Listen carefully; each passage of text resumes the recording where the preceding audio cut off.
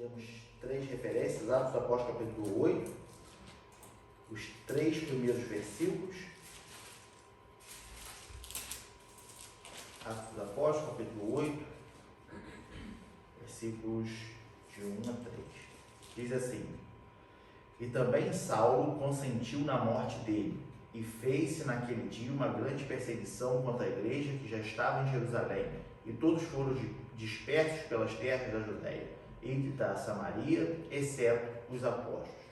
E uns varões piedosos foram enterrar Estevão e fizeram sobre ele grande pranto. E Saulo assolava a igreja, entrando pelas casas e arrastando homens e mulheres, e os encerrava na prisão. Vamos ler o capítulo 22 de Atos ainda.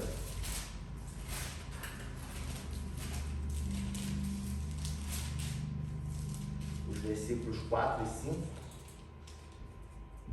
que diz: Persegui este caminho até a morte, prendendo e metendo em prisões tanto homem como mulheres, como também o sumo sacerdote me é testemunha, e todo o conselho dos anciões, e recebendo destes cartas para os irmãos, fui a Damasco para trazer maniatados para Jerusalém aqueles que ali estivessem, a fim de que fossem castigados. E por último, o capítulo 26,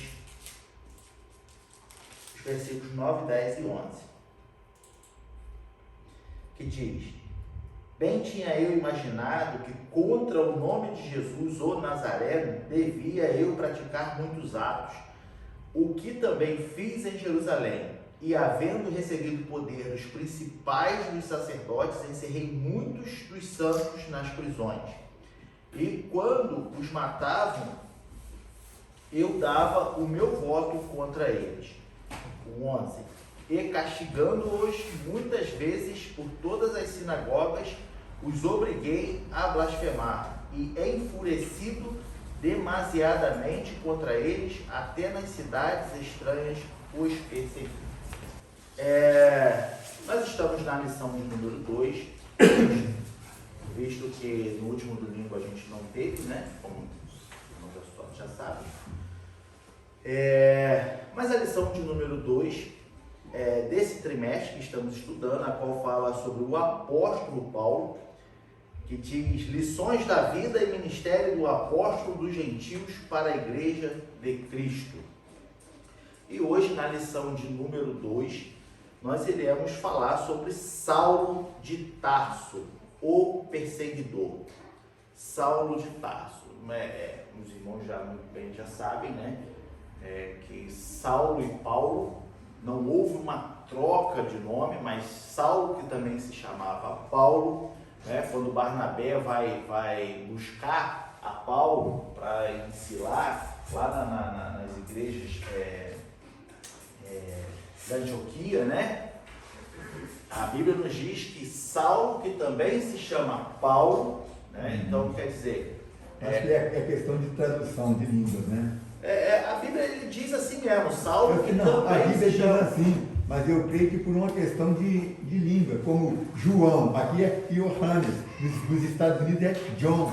Eu acho que tem alguma coisa nesse sentido, pode ser. Eu vejo mais o fato de, naquele tempo era normal, igual hoje ainda tem, nomes compostos, né? Mas ele não era Saulo Paulo, ele era ou Saulo ou Paulo. Ele Saulo também também se chamava Paulo, pode ser de entendi que o senhor está falando. Igual Pedro, Cefas. Sei. O nome dele era Cefas. Pode ser, sendo que como perseguidor da igreja, Ele era Saulo. ele era conhecido como Saulo, né? Saulo o perseguidor. Isso. E como cristão, Paulo o perseguido. né? O perseguido. E aí, não que, como eu disse, não que tivesse havido uma troca de nome, como no caso de Jacó. Né? Exatamente, não houve troca de nome, mas Saulo, que também se chama Paulo. Só que como cristão, ele passou a ser mais chamado de Paulo porque Saulo era conhecido como perseguidor. Verdade. Né? Então Paulo agora ele era o perseguido. Porém, na lição de hoje, nós vamos falar sobre Saulo, o perseguidor. Veja bem, como o próprio apóstolo Paulo, ele se descreve quando ele era perseguidor. Vamos ler lá em 1 Timóteo, no capítulo 1, versículo 13. Só o 13. 13, né? Capítulo 1, versículo 13. 1:13.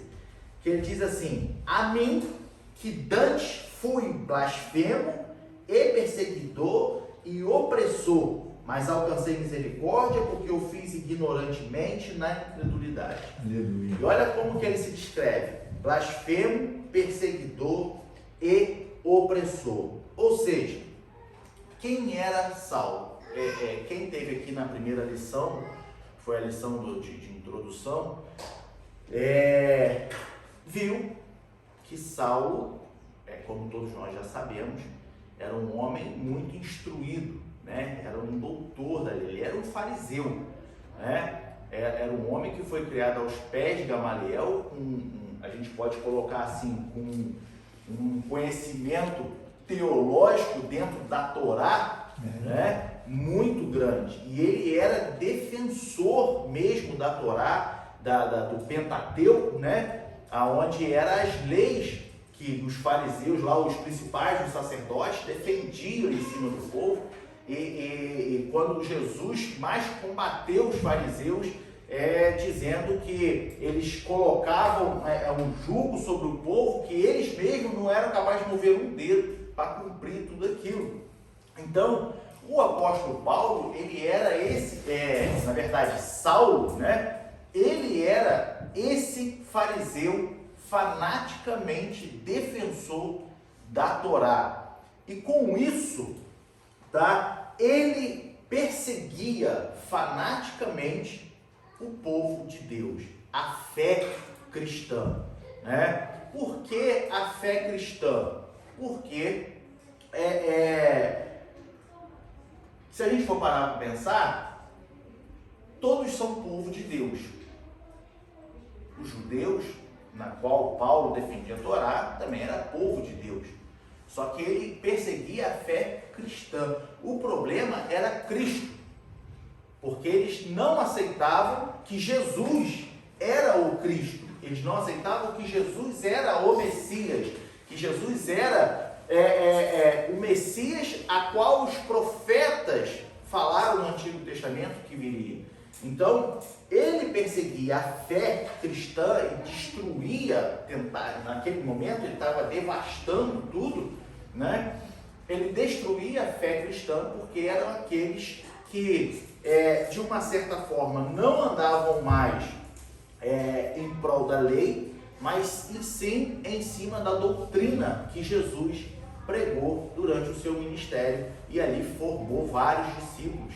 Então eram esses defensores da fé cristã, o ensinamento de Cristo, que Paulo, na verdade Saulo, né, tem que me habituar a pegar Saulo, perseguia.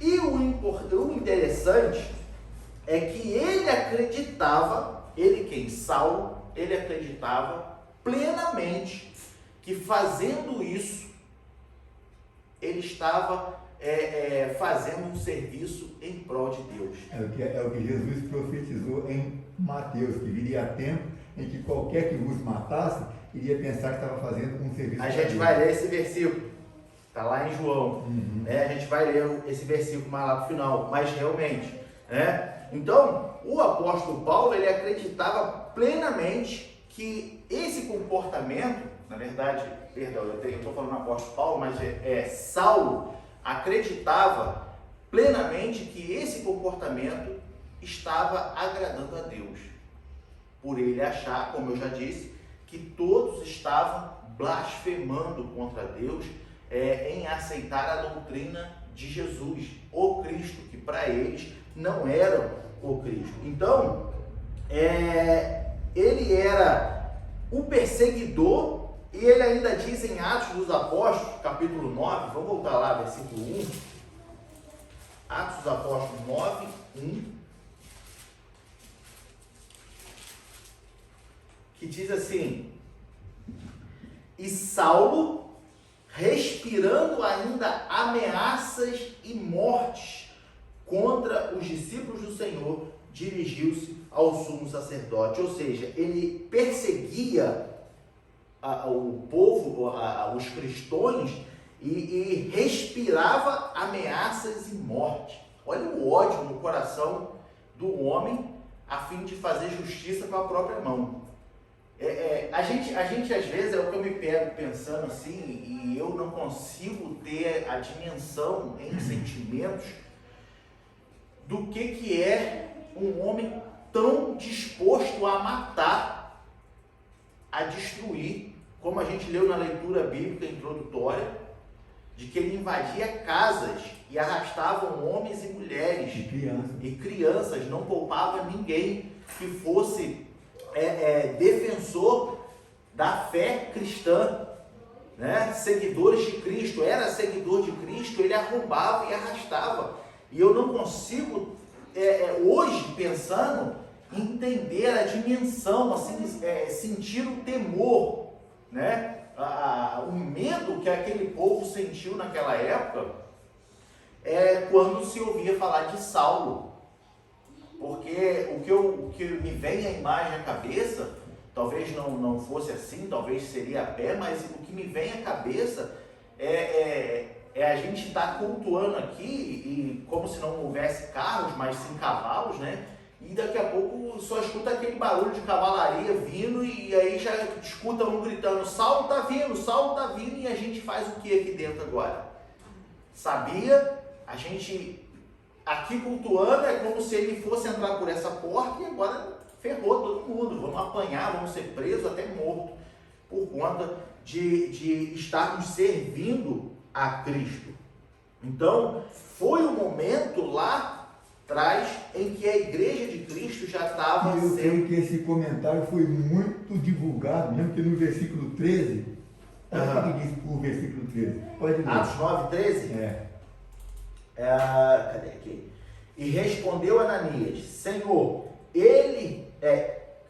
Ananias, Senhor, de muitos ouvi acerca deste homem, quantos males tem feito aos teus santos em Jerusalém. Então, era divulgado mesmo. Era popular o nome de Saulo em Jerusalém, né? Que perseguiu. Portanto, o povo fugiu de Jerusalém, ele foi lá e pegou carta para ir atrás. Entende? Que foi aonde aconteceu a conversão dele. Então, eu não consigo, como eu estava dizendo, eu não consigo imaginar com grande medo aquele povo estava passando. Hoje em dia, a gente vive num país, e assim como o Brasil, entre outros países, que não há perseguição, mas sim, existem sim países hoje e que têm os seus Saulos, e muitas das vezes parte do governo, né, não aceitar a fé cristã, e ali os cristãos nesses países, igual na Nigéria, tem bastante, na própria Coreia do Norte, diz que na Coreia do Norte os cristãos infiltrados tem lá, são pedaços de papel de Bíblia amassadinho. Eu postei aí, eu recebi e passei para frente um negócio que está acontecendo no Brasil agora, dos esquerdistas lá, estão fazendo uma lei para multar os pastores em até R$80 mil. Eu mandei no grupo aí. Sim, eu vi. Olha só, a perseguição devagarzinho está chegando no Brasil. Já tem lugares lá que tem igreja sendo destruída, como a Bahia, entendeu? Vários lugares aí. Então,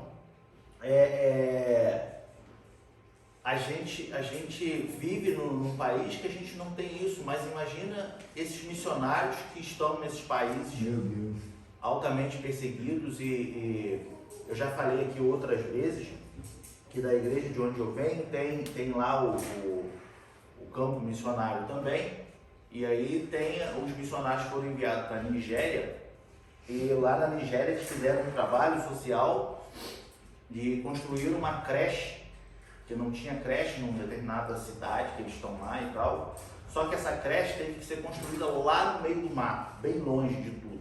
Tipo, as crianças, as pessoas que iam para essa creche tinham que andar cerca de 6 quilômetros a pé para chegar na creche, porque tinha que ser escondido por causa dos guerrilheiros, porque eles pegavam e matavam quem fosse cristão, né? E daí foi uma dificuldade para conseguir botar luz, que no começo não tinha luz, aí só funcionava durante o dia, a creche, e aí depois optaram em realmente não ter luz, porque se de noite ficasse a luz acesa no meio do mato, poderia chamar a atenção. Olha a situação. Meu Deus. Né? E aí aquelas criancinhas, eu lembro até hoje que o missionário, eu esqueci o nome dele, o pastor Luke, é um pastor missionário que está lá. E aí ele falando que aquelas criancinhas, o sonho delas era um dia poder comer arroz com frango. Meu Deus. O sonho delas era um dia poder comer arroz com frango. E aí a igreja levantou uma campanha e tal, conseguiram fazer aquela comida de arroz, só arroz e frango. E aquilo tinha filas quilométricas de crianças e os pais para comer arroz com frango. Entende? Mas tudo sob pressão, medo.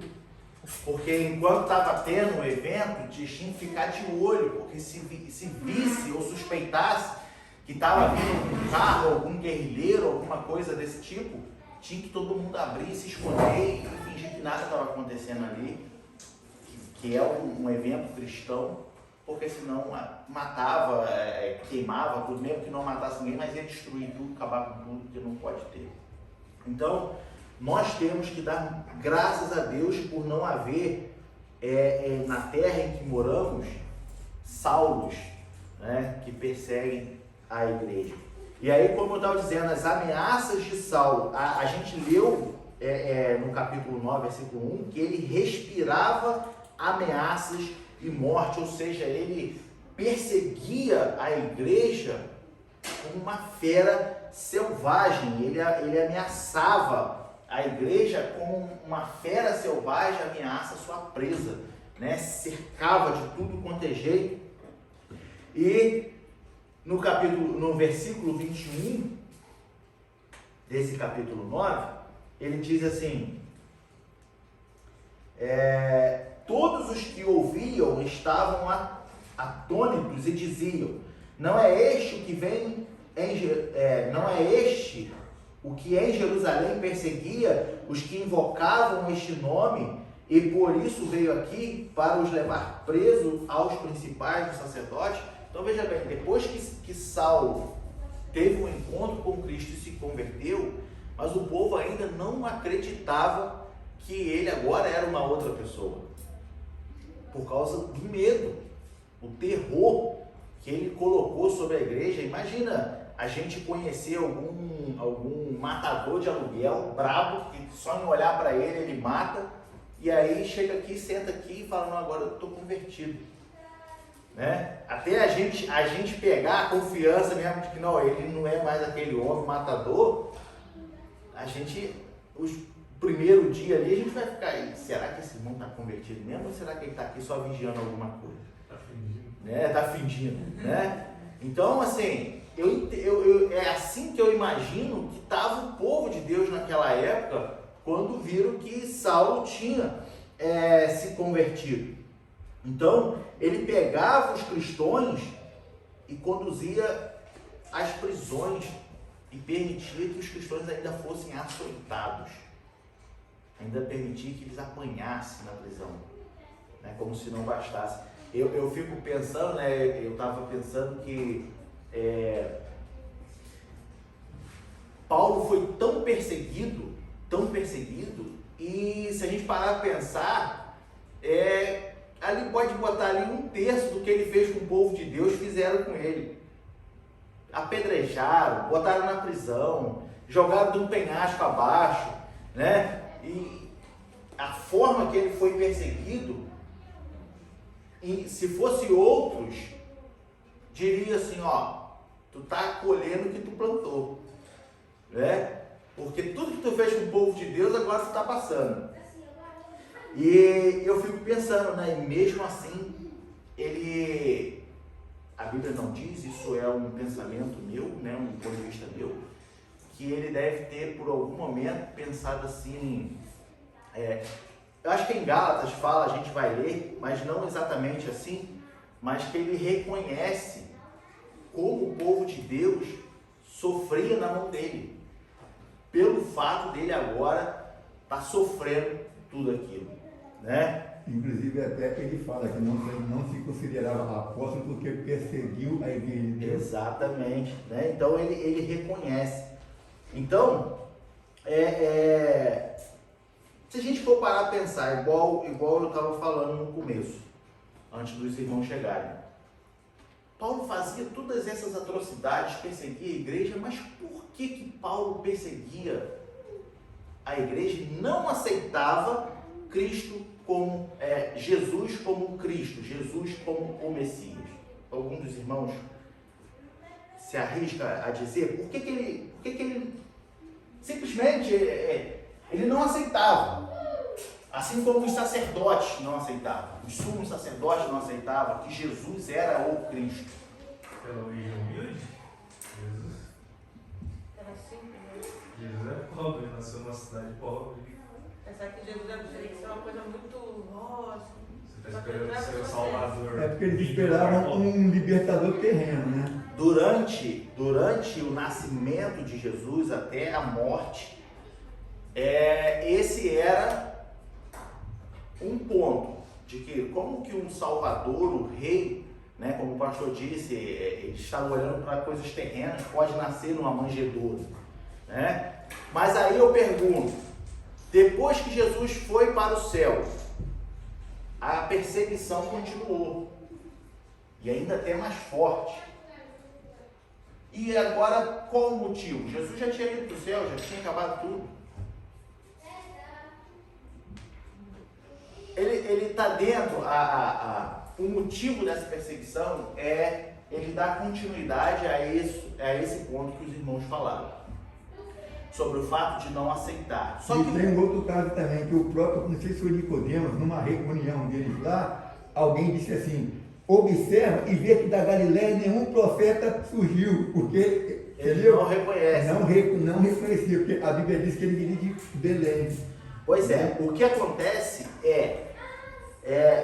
os motivos que levaram Saulo a se tornar esse perseguidor inclemente, como está escrito aqui, contra os seguidores de Cristo, ou seja, contra a fé cristã. Primeiro, como eu disse, ele era um fariseu, Saulo era um fariseu fanático, defensor da Torá, o Pentateuco, as leis de Moisés. Ele era ali fanático. Mas segundo a visão dos fariseus. Né? Segundo a visão dos fariseus, segundo o que era ensinado. Né?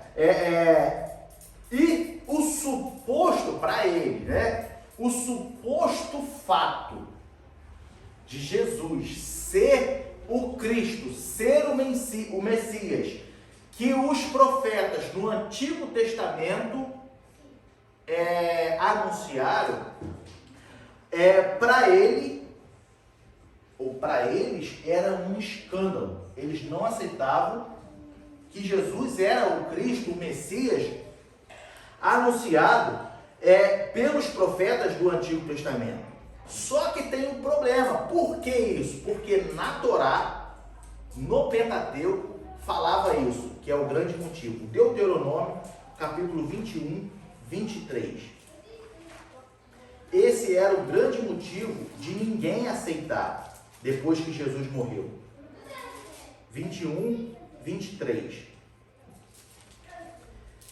Que diz assim: e o seu cadáver não permanecerá no madeiro, mas certamente o enterrarás no mesmo dia. Aí vem, quanto o pendurado é maldito de Deus, assim não contaminarás a tua terra que o Senhor teu Deus te dá em herança. Sabe o que isso quer dizer, se os irmãos não entenderam? Vamos ler o 22 e o 23 novamente. Quando também em alguém houver pecado digno de juízo de morte, e haja de morrer e o pendurares no madeiro, o seu cadáver não permanecerá no madeiro, mas certamente o enterrarás no mesmo dia. Porquanto o pendurado é maldito de Deus. Agora fez mais sentido, né? Assim, não contaminarás a tua terra que o Senhor teu Deus te dá em herança. Ou seja, todo aquele que fosse crucificado era maldito de Deus. Esse era o grande ponto de que os sacerdotes, sumos sacerdotes, os fariseus, né? O Saulo, que era fariseu, não aceitava que Jesus era o Cristo, porque eles viam que como pode um homem maldito de Deus se dizer Messias, o Cristo, o Salvador, O Filho de Deus. o Filho de Deus. Eles não aceitavam que um homem que foi pendurado no madeiro, debaixo de maldição, tá? Fosse o Cristo, fosse perseguido, fosse o Messias, entende? Porém, depois que o apóstolo Paulo, né, que Saulo se converte, o apóstolo Paulo, ele escreve à igreja de Gálatas da seguinte forma, capítulo 3, versículo 13. Cristo nos resgatou da maldição da lei, fazendo-se maldição por nós, porque está escrito, maldito todo aquele que for pendurado. Ele fez no madeiro. referência a este versículo. Né? Ou seja, depois que ele conheceu a Cristo, ele entendeu por que Cristo se sujeitou a morrer no madeiro. Porque ele se fez maldito, ele tomou a maldição sobre ele, a maldição que era imputada a nós, e ele tomou sobre ele, né? Pendurado no madeiro. Isso para quê? Nos resgatar da maldição da lei. Aleluia. Entende? Ou seja, só quem entende, só quem aceita Jesus Cristo pode entender o motivo de nós estarmos aqui todo domingo cultuando, adorando, o motivo de nós sermos alegres, até mesmo debaixo de tantas situações difíceis da nossa vida, mas nós somos um povo alegre, nós somos contentes, nós glorificamos a Deus em meio à dificuldade, em meio à tribulação, e ninguém entende isso. Assim como Saulo não conseguia enxergar o sacrifício de Jesus Cristo, foi necessário ele ter um encontro com Cristo para agora poder olhar para a cruz do Calvário e entender que ele nos resgatou da maldição da lei. E para fechar esse primeiro tópico, eu quero abrir aqui um parêntese. Diante da situação que nós já falamos aqui sobre Saulo, perseguidor da igreja, de que ele matava, ele arrastava, ele invadia casas e tudo, e ele não aceitava que Jesus era o Cristo, que Jesus era o Messias, porque foi pendurado na cruz do Calvário. Mas o ponto que eu quero destacar é o seguinte: o pastor já ensinou aqui em uma das pregações sobre o conceito da palavra fariseu. Isso. Né? Que era o conhecedor da lei, era o homem que ensinava a lei, né? Ou seja, conhecia a palavra de Deus. Vamos botar assim. Porque que lei é essa? É a lei que Moisés ensinou. O Pentateuco. O Pentateuco, a Torá. E os profetas, né? Então, exatamente. Então, era essa a lei. Se você pegar lá de Gênesis a Deuteronômio, né? Gênesis a Deuteronômio. Não pode pegar de Gênesis até Malaquias, porque eles ensinam. Só que eu digo os 5 primeiros livros. Que é de Gênesis até Deuteronômio, que é considerado o Pentateuco. Pentateuco, Né? De Gênesis a Deuteronômio é o Pentateuco. Como o pastor está dizendo, teve os profetas que ensinaram e tudo. Mas ali, de Moisés, o Pentateuco são os 5 primeiros livros da Bíblia. Os sumos sacerdotes, Saulo ou fariseu, assim como os demais fariseus, eles defendiam isso, o que está escrito ali, a palavra de Deus. Quem que dava a carta de autorização para que ele perseguisse e matasse os cristãos? Os próprios sumos sacerdotes. Os principais da sinagoga. Ou seja, não sei se você conseguiu captar o que eu estou querendo dizer, o seguinte, vamos trazer para o dia de hoje? Hoje nós não temos sumo sacerdote, mas nós temos pastor presidente, e nós temos pastores auxiliares, presbíteros, diáconos, né? É como se o pastor Joab fosse o pastor presidente. Aqui em cima, acima de mim. Abaixo de Jesus, acima de mim.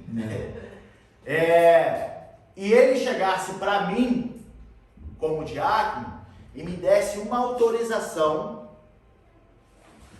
para perseguir toda a igreja que não está, todo o povo que não está vindo à igreja e batesse, matasse e prendesse.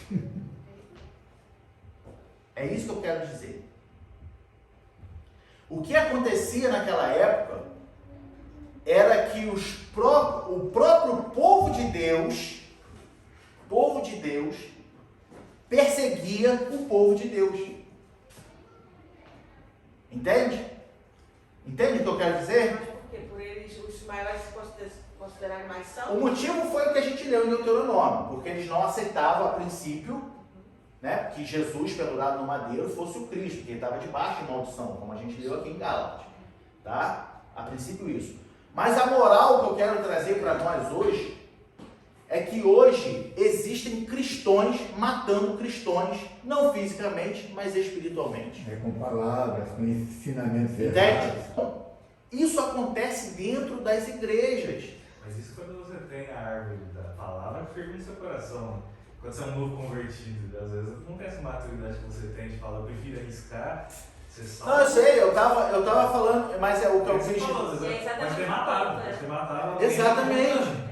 Aí por isso mas o que eu quis dizer foi o seguinte, que eu aconselhei esse meu tio, que era ateu e tudo, assim, foi, por isso que eu disse, eu falei para ele, meu conselho foi assim, olha, independente do que os outros digam, independente da forma que Deus vê, eu penso que vale mais a pena você apostar a sua vida se arriscando aos pés de Jesus, mesmo que a gente não sabe, que chegue lá no grande dia ele te condene, mas você apostou a sua vida, do que você já aceitar a sua condenação e se afundar na lama do pecado. Uma certa vez na nossa cidade, estava conversando com um irmão que é artífice, ele pega taco, faz quadro com nome, essas coisas. Então estou lá conversando com ele e tinha um outro rapaz do lado.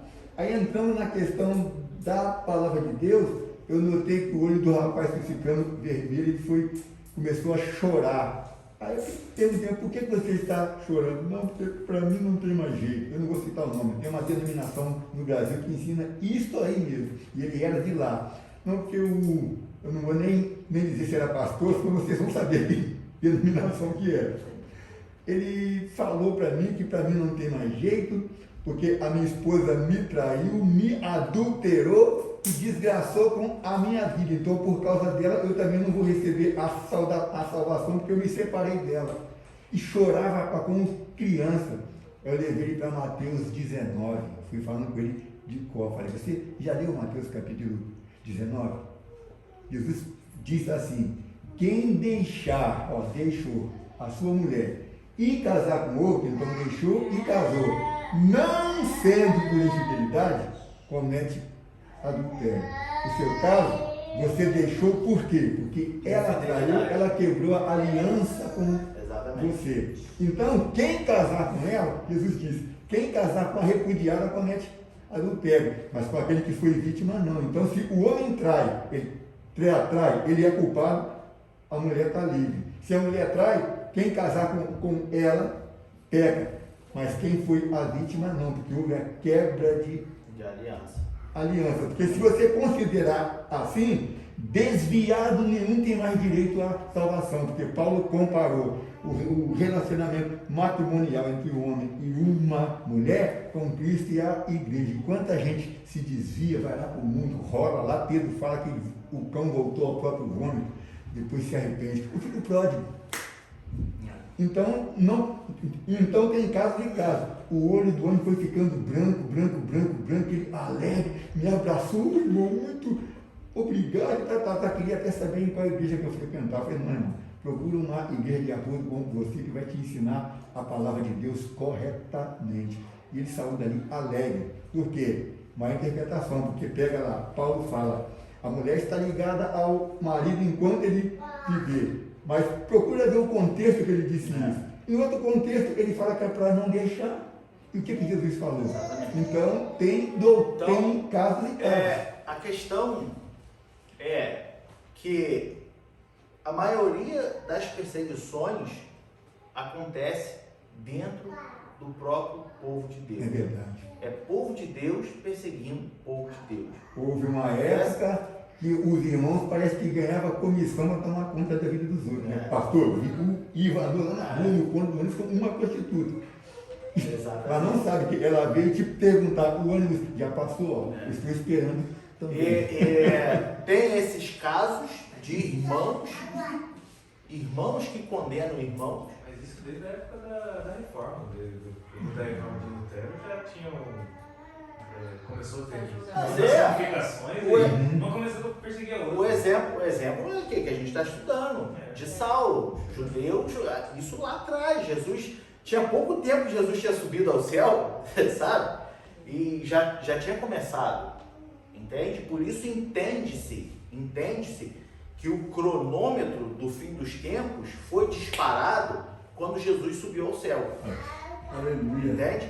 Que dali em diante começou a se cumprir tudo que Jesus já tinha falado com eles. Tudo.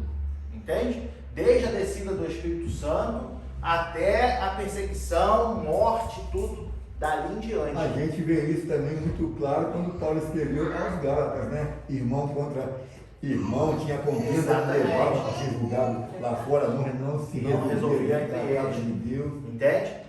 Então, a mesma coisa acontece entre os pastores. Meu Deus. Né? O senhor mesmo é testemunha disso. Quantos pastores sofrem e até morrem espiritualmente por causa de perseguição da sua liderança. Pessoas que estão acima. Entende? Por quê? Porque às vezes a obra que ele está fazendo está incomodando. Entende? Ou eles estão visando somente o dinheiro. E o pastor não está mandando nada. E não está mandando, porque o pastor está visando a vida das pessoas e não o dinheiro, mas a cúpula quer o dinheiro. Enfim, essa perseguição, o que mais me chamou a atenção nesse primeiro tópico foi isso, de que os cristãos perseguem os cristãos desde aquela época até hoje. Quantas fofocas que tem dentro da igreja? Meu Deus. Aqui mesmo já passou pessoas aqui que só fazia apontar e chamar de carnudo. Carnudo é carnudo, não, carnudo. Até que aquilo um dia me incomodou e aí eu abri a Bíblia para ele e falei, olha, Jesus está dizendo aqui, ó, tira a trave dos seus olhos antes de falar dos outros. Aí acabou a amizade. Glória a Deus. Entende? Porque, então, dentro das igrejas tem isso. E nós devemos tomar conta e fazer como o apóstolo Paulo fez em reconhecer o sacrifício de Jesus na cruz do Calvário, Aleluia. resgatando, e só que é nós no sentido de que nós estamos todos no mesmo barco. Se não me falha a memória, eu acho que é em Romanos que o apóstolo Paulo diz também que uns julgam um dia igual ao outro, mas outros um dia diferente do outro. E outros julgam iguais todos os dias. Iguais todos os dias. Então, que dentro desse contexto ele quer dizer justamente a forma que você serve a Deus. Às vezes, o que eu quero dizer com isso? Às vezes eu O pastor, ele é um homem de oração, acorda de madrugada, ora, tudo. E aí eu fico pensando, pastor é bom. Acordar de madrugada para orar, tem que trair para trabalhar e tal. E eu fico condenando o pastor por causa da espiritualidade dele. Mas é porque se acham mais santos também não. Também, entende? As pessoas, elas têm a mania de pegar um padrão que ela julga ser certo e a partir disso todos estão errados. Entende? É dever do pastor ensinar a orar, ensinar a jejuar, ensinar a ler a Bíblia. Agora não é dever meu julgar o irmão Vinícius se lê muito a Bíblia ou se não lê. Entende? É isso que o apóstolo Paulo quis dizer. Então cada um vai dar conta de si naquele dia, que é o que ele termina falando dentro dessa passagem. Eu conheço pessoas que cada 10 palavras que conversa com você, 11 são da Bíblia. Pois é. Aí quando ele está na tribulação, ele tem consolo. E aqueles que desprezam isso se desesperam. Entendeu? Exatamente. E não tem esperança. Falando em santidade, em espiritualidade, Saulo, quando perseguia a igreja, ele se deparou com um homem que para ele foi como uma rocha. Esse homem se chamava Estevão. Porque, como diz a lição aqui, se por um lado Saulo era um erudito que chamava atenção devido à sua cultura judaica, grego-romana e autoridade na Torá, Estevão era um erudito do judaísmo com uma grande capacidade do Espírito de Deus para confrontar ideias contrárias aos ensinos de Jesus.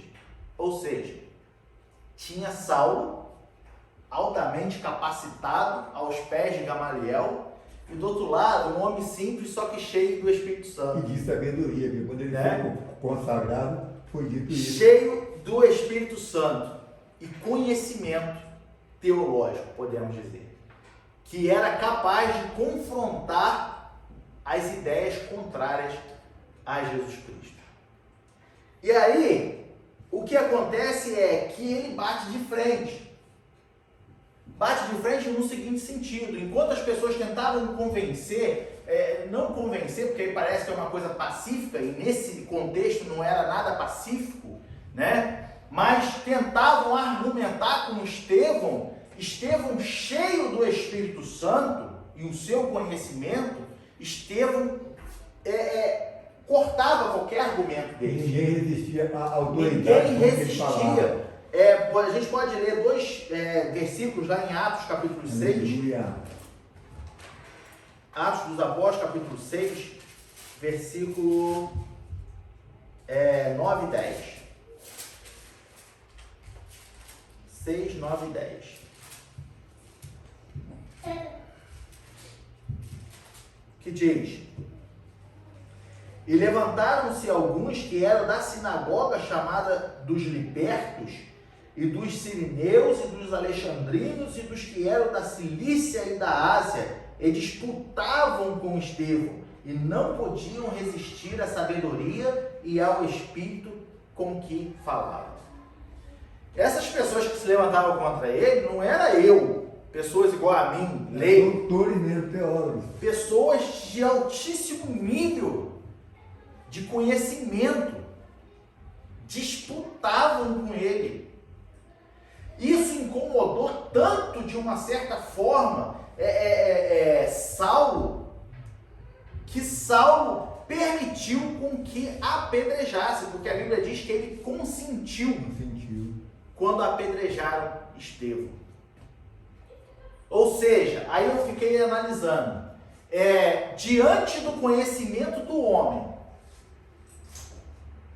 ou seja, melhor dizendo, diante do conhecimento de Deus, dado pelo Espírito, o conhecimento do homem só é capaz de parar ele matando, porque com palavras não vence.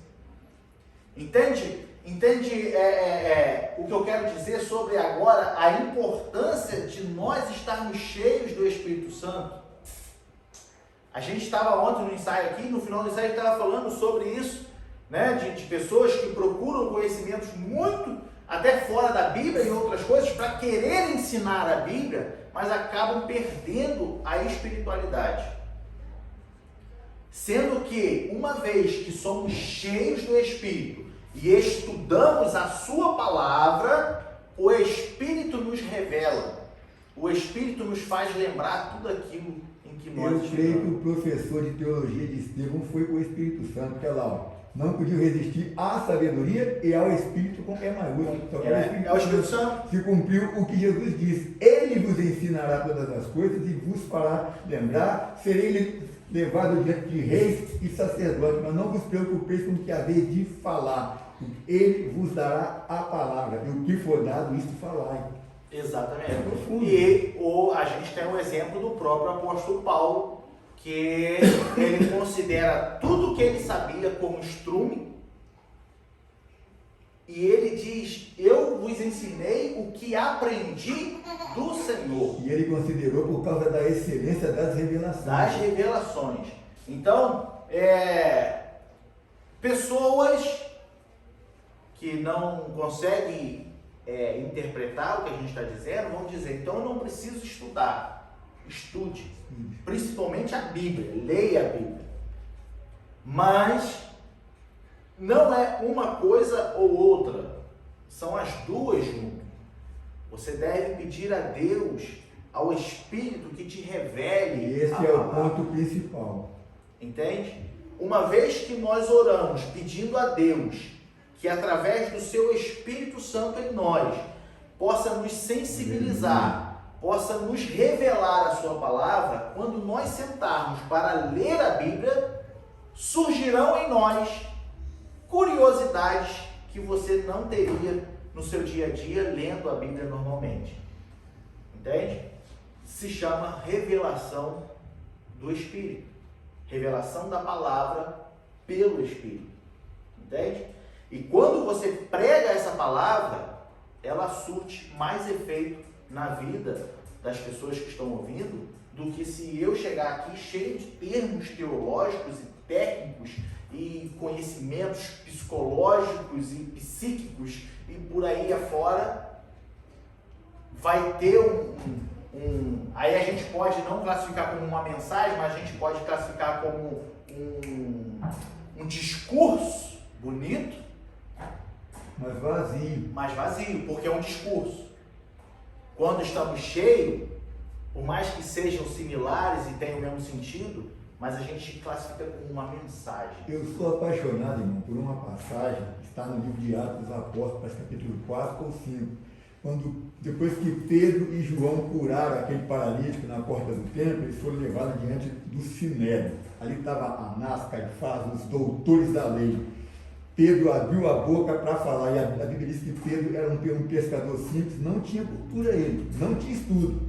Pedro falou de uma forma tal que eles ficaram de boca aberta. Aí o sumo sacerdote perguntou: ué, esses homens não sabem ler, não têm estudo, como é que eles sabem tudo isso? Aí veio alguém e disse assim: ó, eles estavam com Jesus. Eu prefiro estar com Jesus, entendeu? Porque neles estão escondidos todos os tesouros da ciência e da sabedoria. Não adianta. Paulo foi o mesmo que pregou sobre isso. O Espírito é o que vivifica, a letra mata. E muitos querem se vangloriar da letra, né? Do curso que tem, do diploma que tem, da formação que tem. Né? Aí vamos para Nicodemos. Nós comentamos aqui ontem. Jesus falou para ele assim: eu te falei de coisa terrena e você não entendeu? Como será se eu te falar das celestiais? Depois ele diz assim: tu és mestre em Israel e não entendes essas coisas? Exatamente. Então, sem a revelação do Espírito, sem o ensinamento que o Espírito Santo dá, não adianta. Pode ser, vamos supor que é o mais alto grau de estudo dentro da teologia. Sem Jesus não é nada, é tudo esterco, como fez Paulo. Exatamente. É o exemplo de Estevão, como a gente leu aqui no capítulo 6. Né? E a Bíblia não fala que Estevão era formado em teologia. Não fala. Fala que ele era tinha cheio de sabedoria e de conhecimento dado pelo Espírito. Porque, a alguns que eram da sinagoga, chamada dos libertos, e dos sirineus e dos alexandrinos, tinha muito conhecimento, e que eram da Cilícia e da Ásia, que disputavam com Estevão.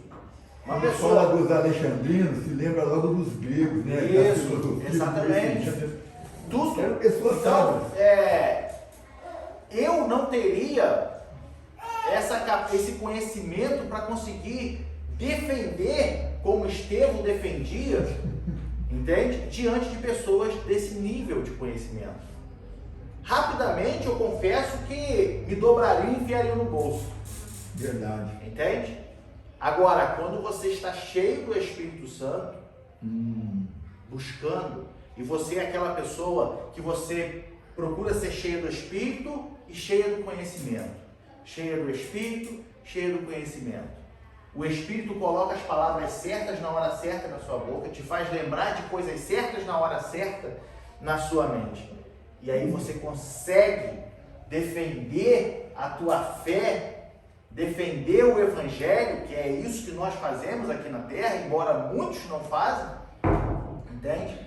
Mais capacitado pelo Espírito. Que é a prova maior do que o próprio Salomão? Me fala qual faculdade, qual escola que Salomão estudou. Quem deu a sabedoria para ele foi o próprio Deus. Exatamente. Ele pediu sabedoria, não pediu riqueza. Então, a Bíblia diz que não houve ninguém na terra com a sabedoria daquele homem. O próprio Jesus fala isso. Ninguém mesmo.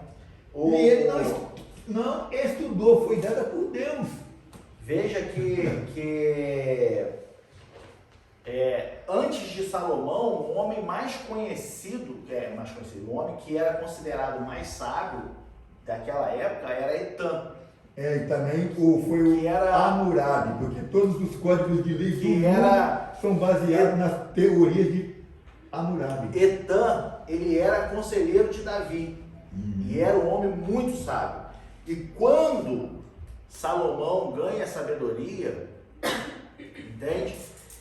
Eu não vou lembrar agora a referência, deixa eu ver aqui se é aqui, que ele compara que nem Etã era tão sábio como Salomão.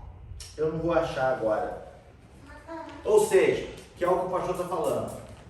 Quando Salomão pediu a Deus sabedoria para julgar bem o povo, se tornou o homem mais sábio da terra. E depois de Salomão não houve mais ninguém. Ou seja, Salomão foi o último homem cheio do conhecimento. E como o pastor disse, não estudou.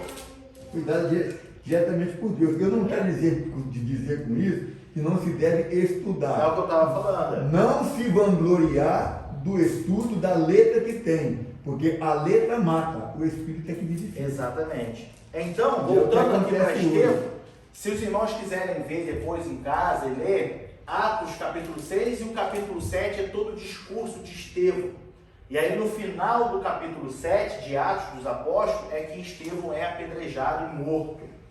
Então, o que acontece? Quando apedrejaram Estevão, por não conseguir debater com ele, calar a boca dele, né? Falaram, então vamos ter que apedrejar, vamos matar. E Paulo consentiu com aquilo. Porque, como a gente leu, Paulo, ele inspirava ameaça e morte contra o povo de Deus. Então, se por um lado, eles quiseram matar Estevão para calar a boca dele, não funcionou, porque acabaram potencializando ainda mais o Evangelho de Cristo. Por quê? Porque está em vários fatores, mas o que eu quero destacar os cristãos viram, mais uma vez, o cumprimento da palavra, que morreriam pelo nome de Jesus Cristo, viram que Estevão, na hora da sua morte, estava sorrindo e vendo a Cristo, cumprimento da palavra de novo. Ou seja, quando nós morremos, nós estaremos com Ele na glória. O povo cristão viu em Estevão, até na hora da sua morte, o cumprimento da palavra. Ou seja, quando ele morreu apedrejado, ao invés dos cristãos temerem, o que alguns realmente temeram, mas a grande maioria não, eles se alegraram ainda mais por ver o cumprimento de tudo que Jesus estava falando. Então, nós devemos nos alegrar sempre, porque princípios bíblicos não nos faltam, bases bíblicas não nos faltam para comprovar a legitimidade da palavra e do cumprimento de tudo que está escrito aqui, e que ainda está se cumprindo e vai se cumprir até a volta de Jesus Cristo. Às vezes as pessoas perdem a esperança porque já se passaram. Poxa, meu irmão, você falou aí que o cronômetro do fim dos tempos foi disparado quando Jesus subiu ao céu. Isso já tem milhares de anos. E Jesus não voltou. Porque para Deus não existe tempo. Para Deus não existe dias, anos. Para Deus é como se a gente pode tentar imaginar dessa forma, que é como se Jesus tivesse acabado de chegar ao céu e Deus falasse assim: não, volta lá e já pega o povo de uma vez. Só que nesse meio tempo, para nós, está correndo os dias. Mas para Deus não tem essa linha de tempo. Não tem. Por isso que para nós, que somos seres limitados, incapazes de pensar o que para nós há de vir, demora tanto. É porque Deus está esperando que entre a plenitude dos gentios. Paulo fala isso, né? Entende? Independente, o que eu digo o tempo. As pessoas dizem: estou ouvindo falar de Jesus, vai voltar há tanto tempo e não volta. Mas é porque para Deus não tem esse tempo. Verdade. O tempo tem para nós. Somos limitados, né? Mas Deus está olhando lá de cima e para Deus é como se Jesus tivesse acabado de voltar. Entende? Para o céu, ele pode figurar dessa forma. Entende? Então, devemos nos alegrar porque a palavra de Deus se cumpre. Quando estamos cheios do Espírito Santo, por mais que se levantem pessoas cheias de conhecimentos científicos e argumentos teóricos, nós, capacitados pelo Espírito, nós conseguimos defender a nossa fé. Ou seja, Saulo, como já disse várias vezes, ele prendia os primeiros cristãos, mandava açoitá-los e não havia escrúpulos mesmo com mulheres e crianças. Invadia, arrastava pelo cabelo e batia e jogava na prisão e matava. E era um absurdo. O temor, o medo daquela época que se vivia, não diferente dos dias de hoje em alguns países. Nós nunca podemos esquecer disso. E aí entra o versículo que o pastor falou lá no começo, do Evangelho de João, capítulo 16, versículo 2, que é o cumprimento da palavra. Expulsar-vos-ão das sinagogas, vem mesmo a hora em que qualquer que vos matar cuidará fazer um serviço a Deus. Sabe o que isso ali quer dizer? Que eu estou julgando o irmão Vinícius, mas é porque eu sou defensor do Evangelho e o irmão Vinícius está errado. É o caso que você citou aí, né? Exatamente. É a nossa situação da família. Entendeu? Lá da minha família. Não, porque está na Bíblia. A Bíblia está dizendo um serviço a Deus. Eu estou certo porque está na Bíblia. Você vai para o inferno. Entende? Cuidarão, ou seja, expulsar-vos-ão das sinagogas, ou seja, vem mesmo a hora em que qualquer que vos matar cuidará fazer um serviço a Deus. Era o que Saulo pensava que estava fazendo. Estou defendendo a Torá. São blasfemos, são malucos por estarem falando que Jesus é o Cristo, um cara amaldiçoado na cruz. Nós temos que acabar com isso.